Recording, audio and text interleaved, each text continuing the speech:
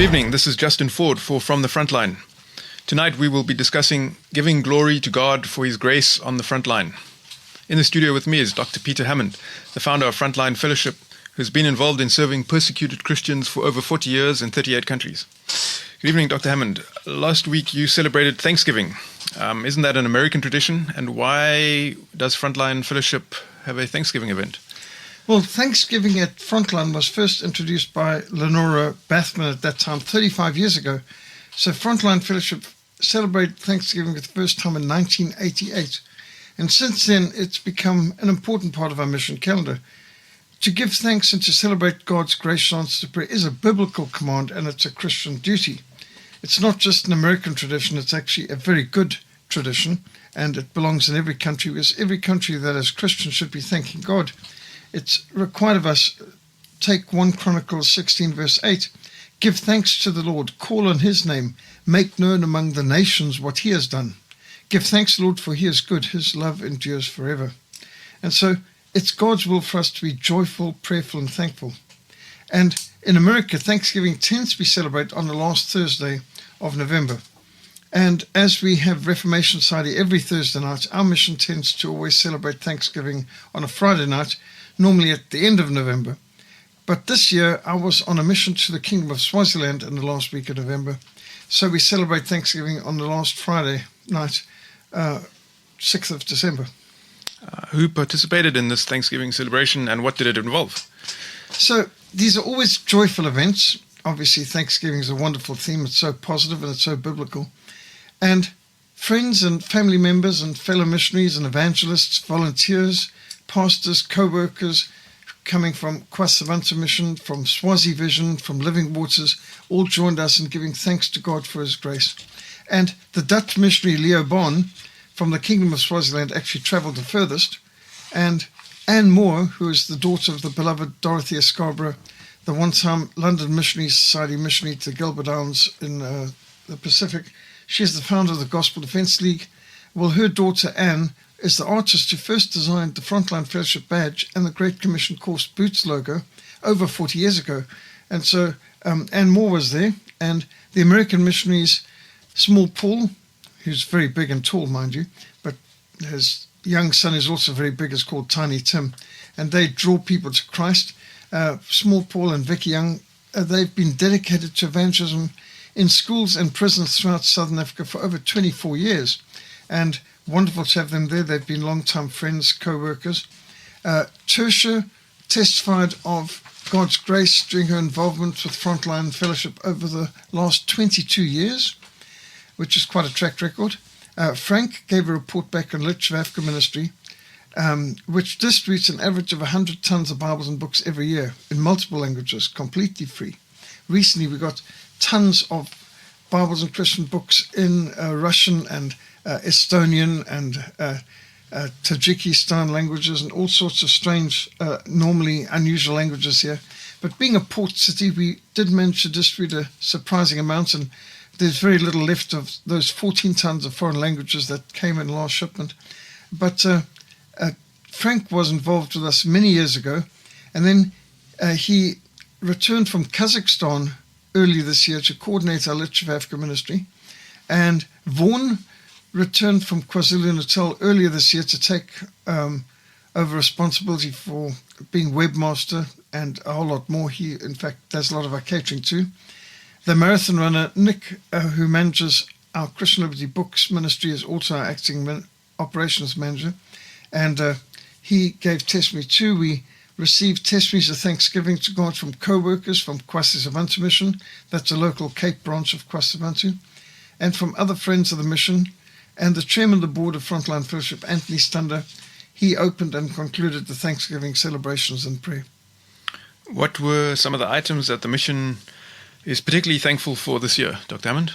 Well, there's much for us to give thanks to God for over the last year, including successful missions to KwaZulu, to the United States of America, to England, to Zambia, to Zimbabwe, to Tanzania, to the Congo, to Oranje, to the Kingdom of Swaziland. And we're grateful that Johan, a naval captain who recently recovered from malaria, is still ministering in the Congo, on the Congo River. He needs ongoing prayers and support. Last I heard he was in Kisangani, the old Stanleyville. But that's wonderful, the amount of missions in the field we've had this year. We're also very grateful for new publications we could get printed this year, including the Kingdom of God booklet and a Case for Secession book, which was a monumental job. You were involved in typesetting that for so long. Our Gospel Defense League on focusing particularly on the New World Disorder, exposing itself in the Paris Blasphemy Olympic openings and closing ceremonies.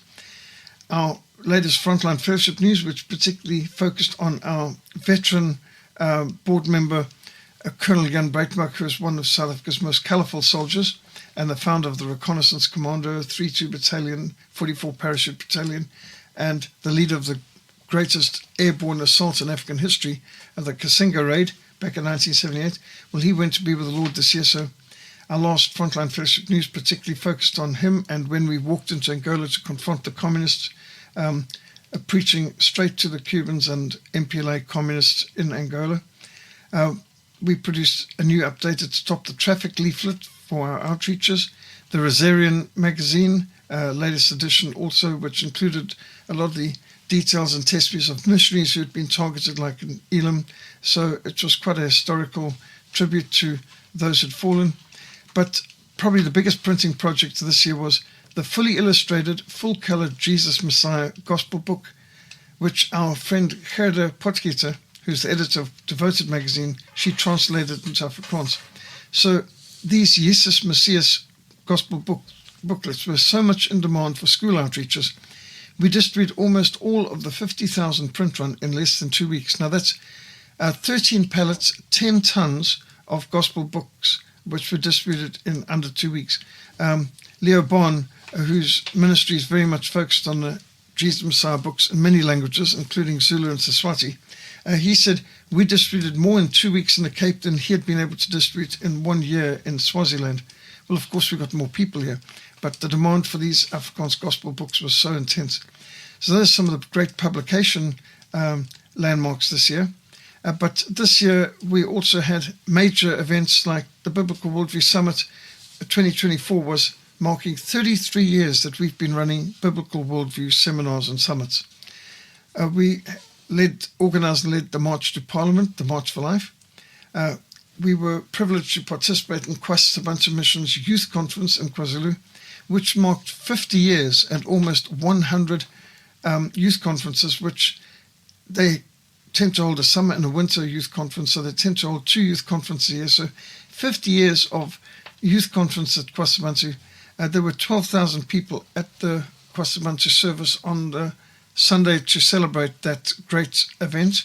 And can you imagine the logistics? They managed to cater for 12,000 people on the Sunday service in the middle of the youth conference, and we were part of that in June this last year. There's Cape Independence Forum events, many of which were live streamed. We were part of the KwaZulu Mission Youth Camp in Paarl, which was also a tremendous opportunity. Ascension Day outreaches. We organised literature evangelism workshop, South African history, home education workshop, a Reformation history workshop. There was South African elections in 2024 as well, so we reorganised voters' guides, and the hacked website had to be completely rebuilt, the savotersguide.org website.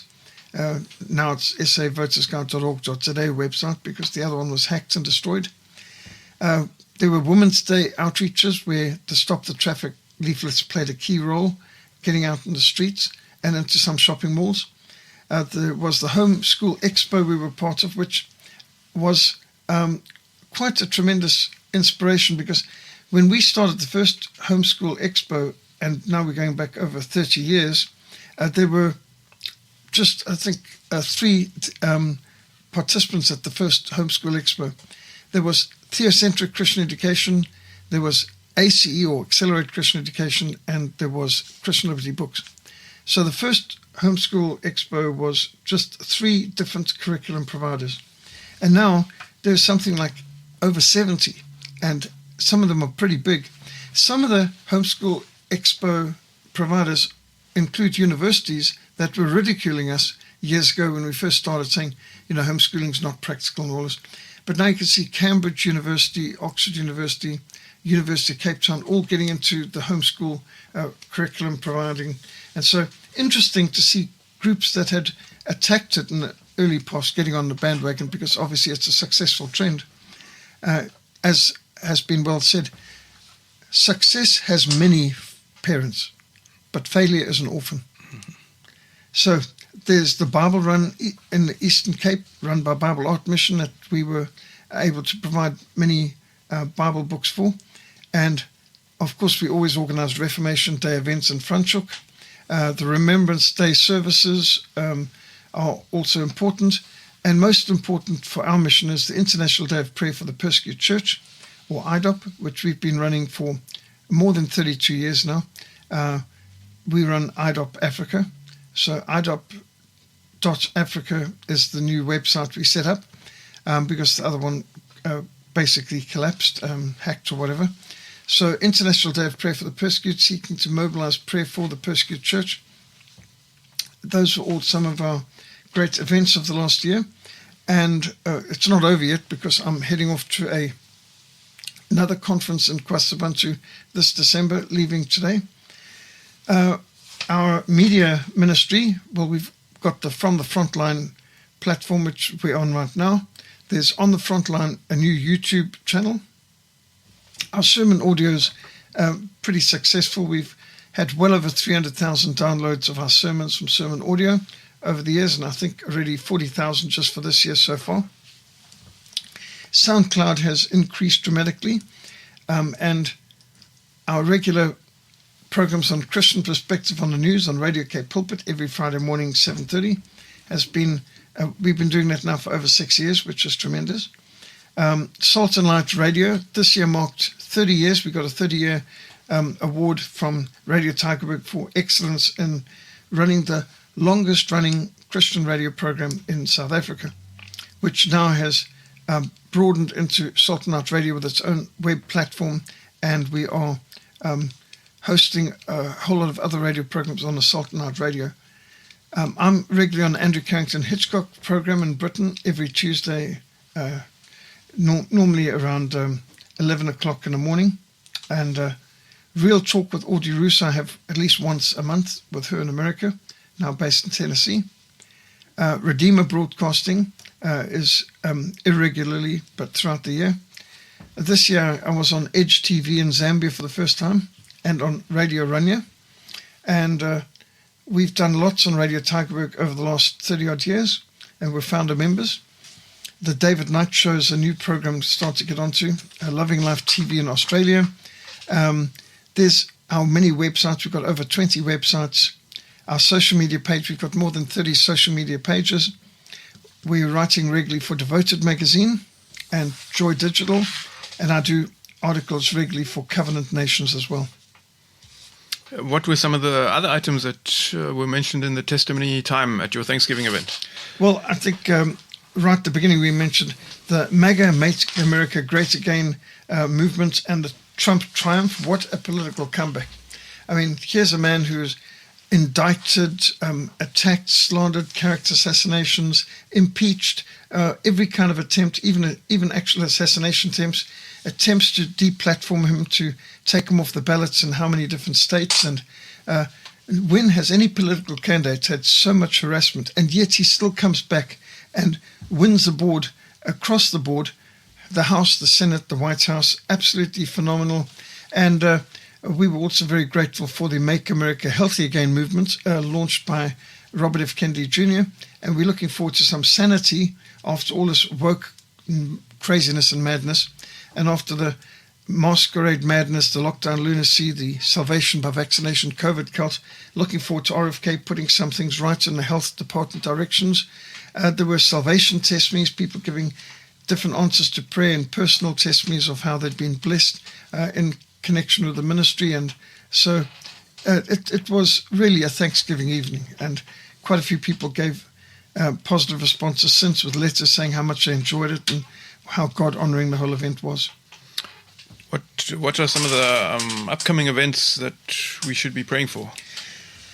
Well, right now, leaving today and starting today, KwaZulu Mission at KwaZulu-Natal has another youth conference planned, and the theme this year is Jesus, the Light of the World.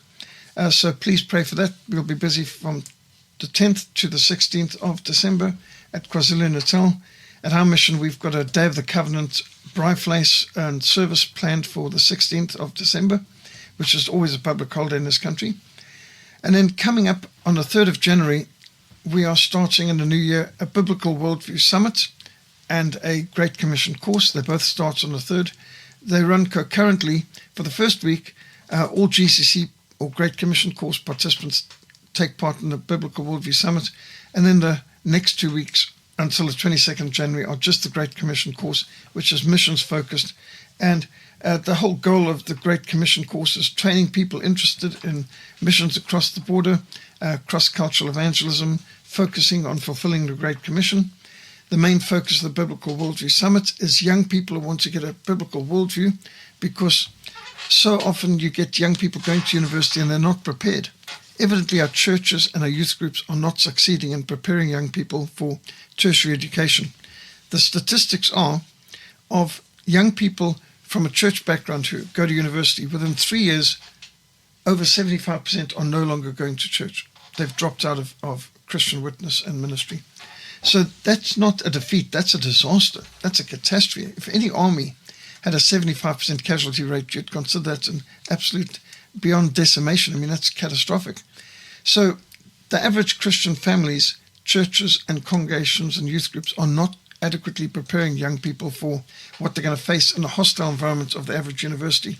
The evolutionism, the woke madness, the transgenderism cult, the whole LGBTQ perversion agenda, all the way through to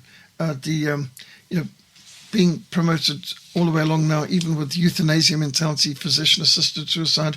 There's no end of garbage that's being thrown at young people at university. So it's so important that we prepare our young people to know what they believe, why they believe it, how to defend an argument, and even more importantly, how to win fellow students to Christ, and even maybe lecturers, if they're particularly blessed. But these Biblical Worldview Summits, which have been going for 33 years, and Great Commission courses, which have been going on for more than 25 years. Our next is now from the 3rd to the 22nd of January. Thereafter, we'll have the Sanctity Life Sunday, the closest Sunday to the legalization of abortion in South Africa, is the 26th of January. So on the 26th of January, we're promoting churches to preach on the right to life, when life begins, what our duty is to rescue the perishing, to speak up for those who cannot speak for themselves. And therefore, 26th of January is Sanctity Life Sunday. And pastors can contact us and we'll give them good sermon notes, Bible studies that can help them in preparation to preach on what the Bible says on the right to life and when life begins, and what our responsibility is for our unseen, unborn neighbors. The March for Life will be on Monday the 3rd of February. Now, abortion was legalized in South Africa on the 1st of February, but we found it's no use marching to Parliament on a Saturday. A weekday is very important, and so we're doing it the first weekday possible, which is the 3rd of February. We've also got chaplains training coming up in Zambia, which the Chaplain General has asked us for, and the Congo River mission is ongoing because our field worker Johanna is in the field in the Congo right now, on the Congo River, seeking to launch all the practicalities of missions to evangelize and disciple people all along that vast river network in the Congo, the so-called Old Heart of Darkness. Something like 14 million people live in the Congo River Basin who can only be reached by boat. So those are just some of these events we would covet your prayers for. Is the chaplain's training program connected to the Africa Christian Network? It is, but it's a specific request from the Chaplain General of Zambia. He asked us if we could help with establishing a chaplain's training program. We actually set up the chaplain's corps of the Sudanese People's Liberation Army, and we've done chaplain's handbooks and things like this. So with our years of experience in chaplain's training, including for irregular forces like Renamo in Mozambique, UNITA in Angola, we've been asked to help set this up. We work on everything from handbooks to textbooks and a whole program, and hopefully even to get up a site in Livingston. So we think of launching the Livingston Chaplain's Training School in Zambia. And before the formal institution set up, I'm sure there'll be some speaking to us, where we go around the military bases and try to help. And it's not only chaplains training for the Zambian military, but for the Zambian prison services, which they call correctional services, and for the Zambian police. They all have chaplains corps that need to be trained as well. Fire brigade, other places like that. But they also would like a chaplains training facility where they can invite people from other countries around Africa. I'm not aware of any chaplains training school in the continent of Africa. And Zambia is the one government in Africa that is officially a Christian country. So they see it as their duty to help their neighboring countries with providing a good chaplaincy training opportunity, which of course has immense evangelistic potential and discipleship potential. So that is one of our great goals in this coming year. Just going back to events that you were talking about, you mentioned the Bible Run in the Eastern Cape. Is that just an organization, or is that an event, specific event? It's an event sponsored by the Bible Art Mission, BAM, or Bible Art Mission, organize the Bible Run every year, and we are key suppliers for them and try to supply them also with Bibles in indigenous African languages that are always a need, which there's never enough of. Mm-hmm. We've been asked to provide a lot more Bibles in the Siswati language for the Kingdom of Swaziland, for the prisoners and others. So we've set up all kinds of Give, Send, Go programs where people can sponsor these different Bibles in indigenous African language projects, which obviously the Bible is the best missionary.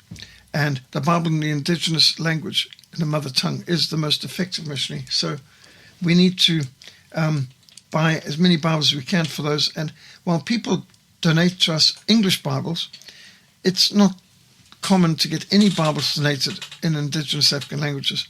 We've got to buy them from the Bible Society. They've got a monopoly of these different languages, and they're actually pretty expensive. So we need sponsorship for it, because these are very much a need, and they are high value items. So people can find on our website a whole lot more details about these projects, like the chaplains training, the Congo River Mission, and the indigenous African language Bibles, which the Bible Run desperately needs too. They need Bibles in Afrikaans and Xhosa, in particular in the Eastern Cape. And we have supplied what we can, but we certainly need to supply a lot more. Yeah, and then you also mentioned the Cape Independence Forum. What's your perception of the Cape Independence movement post-election and where it's heading in the coming year? Well, we were accelerating dramatically during the COVID cult lockdown lunacy. Support for Cape Independence accelerated dramatically. We went from, in 2019, 7,000 members of Cape Exit to over 800,000 members supporting Cape Exit by 2021.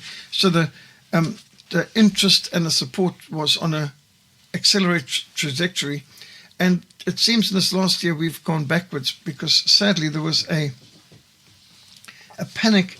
A whole lot of people who had voted for independence-minded parties back in the previous elections, we suddenly found in this last year reverted to supporting the Democratic Alliance, who we warned people the Democratic Party is going to join with the ANC. And many were, no, the Democratic Party is, and Alliance is anti-ANC. Well, we said, well, the way it's going is they're going to join in a government of national unity with the ANC. And no, everyone said that's not possible. And a huge amount of Cape Townians who normally would vote for independence-minded parties chose to vote for the DA, who immediately joined a government of national unity with the ANC, which is what we'd warned about. And of course, it's still early days to see how much the DA is going to influence the government, or how much the ANC is going to influence the DA. But it's early days still. They're still negotiating their way through this GNU, or Wildebeest as we call it, the GNU government, or Wildebeest government, as GNU is often called.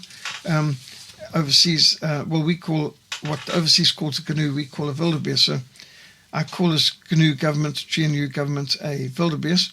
And it is a bit of a beast, but we're not too sure where that's going. But I think interest in independence in the Western Cape suffered a serious setback over the elections in 2024. A lot of people voted their fears, not their values, and that requires us to actually almost relaunch the movement. We need to re-inspire, reinvigorate, get the momentum back. We had an excellent momentum going, but it got derailed in the panic of 2024 elections, I think many people are thinking, well, we can't have the EFF and the ANC join together, and there was this real panic. Of course, a lot of the fears have proved groundless. The EFF's basically imploded. They've had mass defections, even of top leaders, and the EFF, or the Everything for Free Party, is in fact a bit of a spent force. They've been seriously defeated. They were given quite a thrashing at the elections, and mostly at the expense of the MK party of Jacob Zuma. And you can see that politics in South Africa has changed its look dramatically this year. I think people in the Cape need to again see that there's no future in an ANC-dominated national government where we've got everything centralized, and we need control of our own police. We need control of our own water. We need control of our own electricity in the Western Cape. And we need control over our futures, and especially from a government that is still talking about expropriation without compensation. And so all of our properties could be in danger if we stay in this ANC-dominated government. You know the difference between the Titanic and the ANC-led South Africa. When the Titanic went down, all the lights were on. And the difference between organized crime and the ANC government is organized crime is organized. And the difference between the mafia and the ANC government is the mafia turns a profit. So there's every good reason why we should pull out of the country, redraw the map, and declare the Cape of Good Hope a free and independent country, and try and rebuild our future. That's something that's sustainable. Whereas staying in this communist-dominated ANC-run government is basically going against logic, going against history.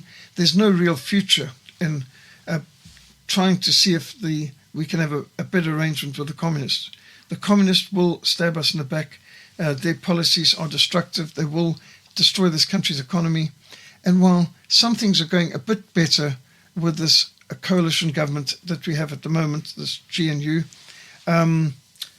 it's not a long-term solution. This is temporary at best, and it's going to fall apart. Somewhere along the line, the ANC and the DA are going to find something they can't agree on, and the whole thing's going to fall apart. This is a stopgap. This is a bit of duct tape trying to solve a problem, and it cannot last for long. But in the meantime, sadly, the Cape Independence movement has lost a lot of momentum. There were some very intelligent observations made at our Cape Independence Forum programs, which you can see online.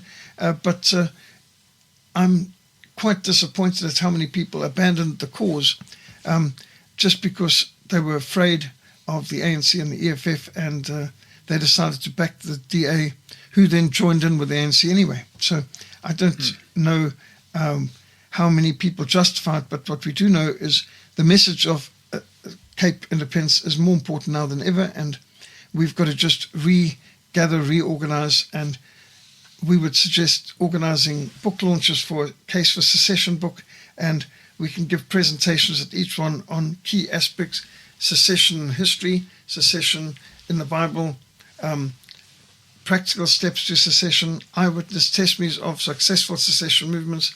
And with these presentations, we can educate, inspire, empower, equip more people for this movement. And I think we can relaunch and get the momentum and the enthusiasm going again, because we were really going very well before this recent election. And that this has been a bit of a disruptive year. And I think we can also get encouragement by how the MAGA movement succeeded in America, and now the Make America Healthy Again movement. Let's see if we can get the Cape of Good Hope movement mobilizing again for Cape Exit. Yeah. And Dr. Hammond, with your career spanning interest in the persecuted church, you must have some concerns for Christians in the Middle East, particularly Syria, with the turmoil that's going on there. Very much so. I think it's so important for us to not believe all the propaganda we're getting right now.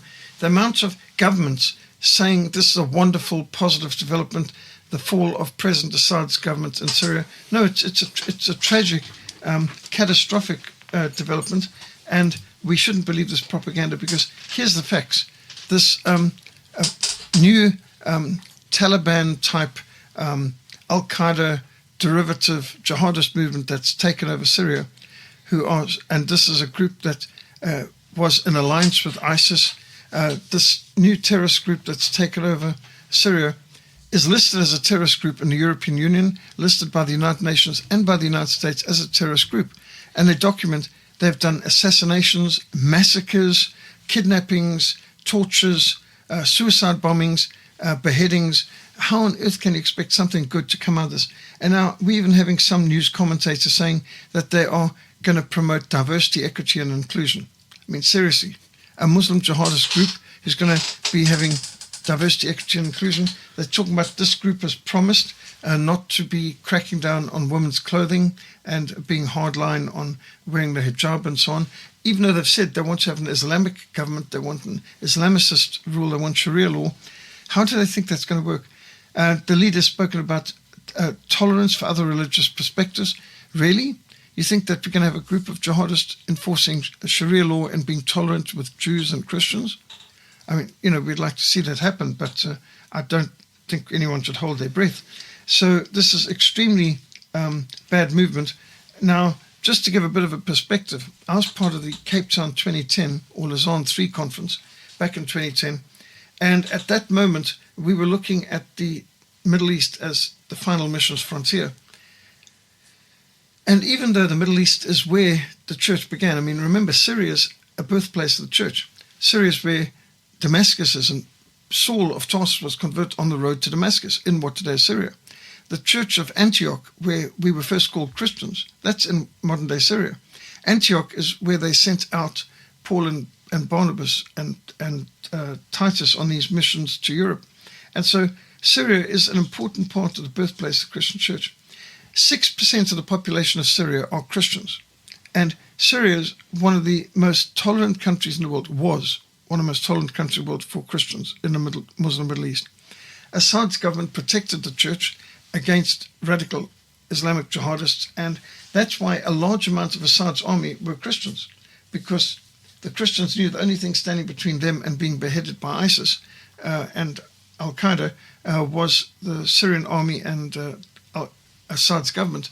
So Assad's government has been a secular government, which is about as good as you can hope for in the Muslim world.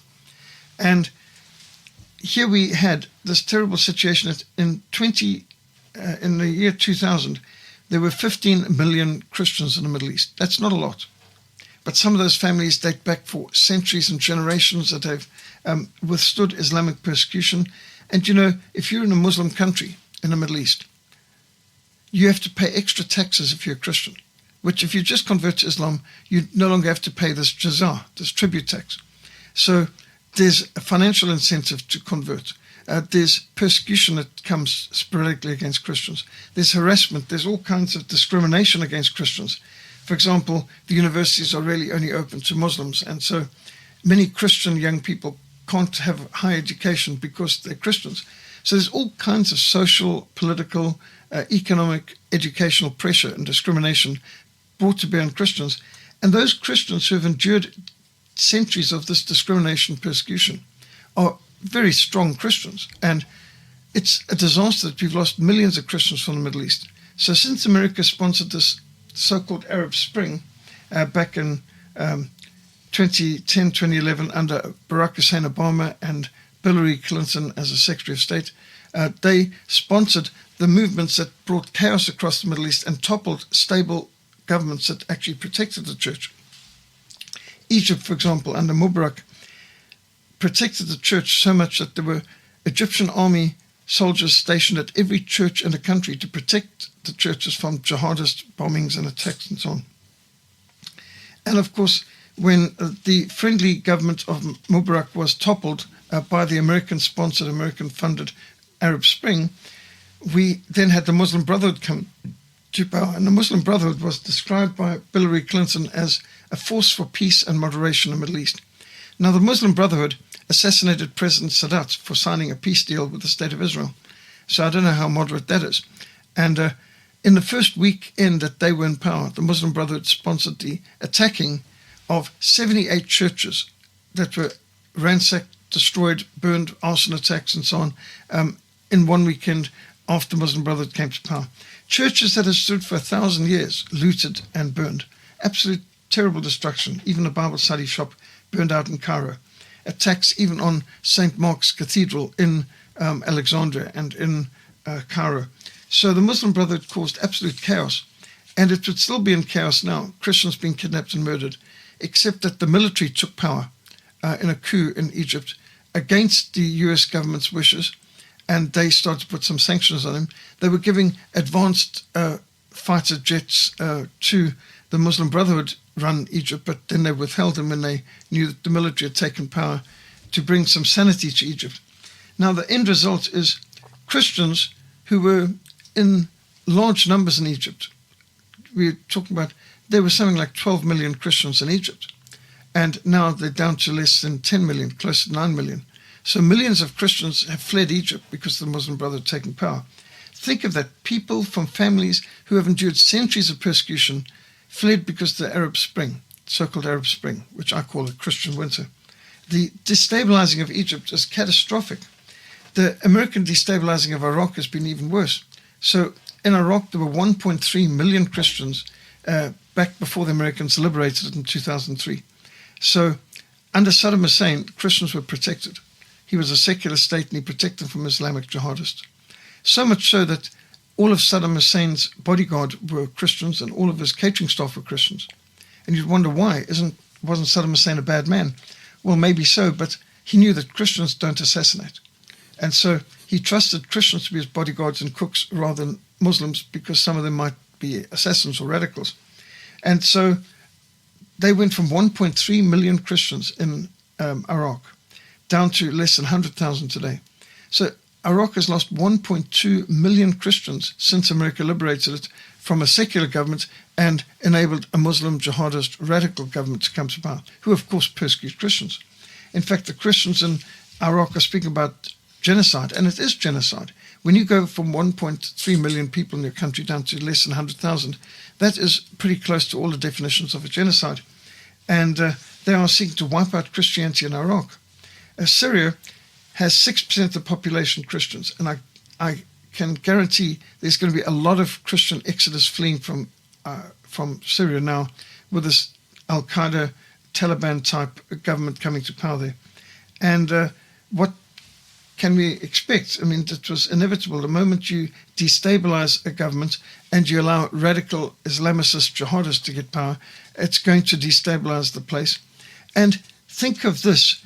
How can any missionary, whether me or anyone else, make up for the loss of families who have been for generations in those countries? Losing thousands of Christian families, millions of Christian families out of the Middle East is something that we cannot rectify. You can blow up a building, you can blow up a bridge easier than you can build a new one. But in missions terms, to lose the presence of generations of families, millions of generations of families leaving the Middle East, that's catastrophic. So we are down from 15 million Christians in the Middle East down to less than 10 million Christians in the Middle East. And most of those have fled from Egypt and Iraq, but now I think a whole lot more are going to flee from Syria, which is one of the last places in the Middle East that you get a larger number of Christians. And this is the birthplace of Christianity. So I think this is really bad and highly irresponsible of this Marxist atheist Starmer, who's meant to be Prime Minister of Britain, and of Emmanuel Macron, the President of France, and others who've been praising this. The Biden administration is also very happy about the toppling of Assad, who's one of the last stable governments in the Middle East. And then they say Assad, whose country has been in chaos. Well, if there's any chaos in Syria, it's been as a result of American sponsoring of terrorist groups like Al-Qaeda and ISIS. They funded these groups to topple Assad's government in Syria. And so the chaos in the Middle East, and particularly in Syria, has been sponsored by the US government, and they need to take a lot of the blame. Just take this character, Ambassador Stevens, who was murdered in Benghazi in 2013. He was the bag man who took the first $500 million cash and put it in the hands of these terrorists like ISIS in the Middle East to get them launched. And so really and truly, the chaos in the Middle East, you can't blame it on Assad. He is providing a stable government. You've got to blame it on the Western powers who have sought to destabilize these governments, and for what good purpose. So we've got to pray for the Middle East. We need to also think in terms of what is the solution? Long term, there's no political solution to the Middle East. There's no military solution to the Middle East. I advocate there's only a spiritual solution. We need to seek to evangelize terrorist radicals. We need redemption for revolutionaries. We need tracts for terrorists. We need the gospel for guerrillas. We need to bring Muslims to the Messiah. This is all part of our evangelizing our enemies strategy of Frontline that you can see on our website, because our mission grew out of a Bible study in the South African Infantry where we saw the challenge. The communists are coming to us with hate. Have we ever gone to them with love? They're coming to us with bombs. Have we ever gone to them with Bibles? The communists are coming to subvert our society. Have we ever sought to subvert their society by counterattacking with the gospel, with evangelism, subverting their communist societies? And Frontline has had tremendous success in Mozambique and Angola, both communist countries that were once closed to the gospel, that are now wide open to the gospel because of evangelism, because of decades of missions and thousands of Bibles smuggled into these countries. In fact, the whole of Eastern Europe is now free from communism because of the 7-year Jericho prayer march and the prayer focus, the evangelism, the Bible smuggling, the radio programs going behind enemy lines, and all of the work we did to win communists to Christ in Eastern Europe. And this is the solution, like what we saw in South Sudan, where South Sudan is now a free and independent country. These have been the results of us seeking to win our enemies to Christ, evangelizing the enemies. I would advise our American friends, instead of sending in the Marines, how about sending in the missionaries? Instead of bombing them, how about sending them Bibles? You can do more by winning your enemy to Christ than you can by seeking to kill him, with all the collateral damage that tends to involve, especially with Obama drones and that sort of, where they always seem to have more collateral damage than actually surgical strikes. And just consider this. David was a conqueror. David killed Goliath. I mean, that's a great achievement. But Jesus is more than a conqueror. He took Saul, the persecutor of the church, and turned him into Paul, the missionary and the evangelist of the church. And we need to seek to win our enemies to Christ. And I think missions to the Middle East are going to achieve a lot more than political and military interventions. And that's part of what we've got on our Frontline website.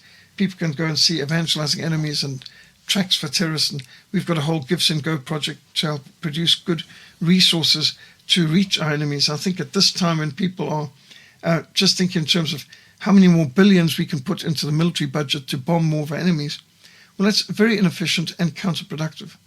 I've heard people say, the reason why the Muslims hate us in America is because we're free. I've said nonsense. They hate you because you bomb them. Nobody hates Switzerland. Switzerland's free. But Switzerland doesn't bomb people. They send out the Red Cross. They do something to help in the midst of horrible situations. They intervene. They are using Christian charity in the middle of the Middle East instead of diplomatic, political, and military intervention. So my suggestion is let's work on how we can bring Muslims to the Messiah, how we can fulfill the Great Commission in the Middle East. After all, that is the birthplace of the Christian church. Thank you, Dr. Hammond. Where can listeners learn more about Frontline Fellowship and the upcoming projects and events? Yes, please visit our www.frontlinemissionsa.org, and the SA stands for South Africa, so frontlinemissionsa.org, and you will find on there our Give, Send, Go projects for Siswati Bibles, for Bibles in other indigenous African languages. You'll see on there about the Congo River Mission and the chaplain's training in Zambia. Also details on evangelizing our enemies. So go onto the frontlinemissionsa.org website. You can also see the upcoming events like the Great Commission course, the March for Life, and other things that you might want to get involved in. We really need your prayers and your partnership. Thank you, Dr. Hammond, for reminding us to be thankful and also for your insights into current political events. In closing, I'd like to read from 1 Thessalonians chapter 5, verses 16 to 18. Be joyful always, pray continually, give thanks in all circumstances, for this is God's will for you in Christ Jesus. Thank you very much for joining us for From the Frontline. God bless and good night.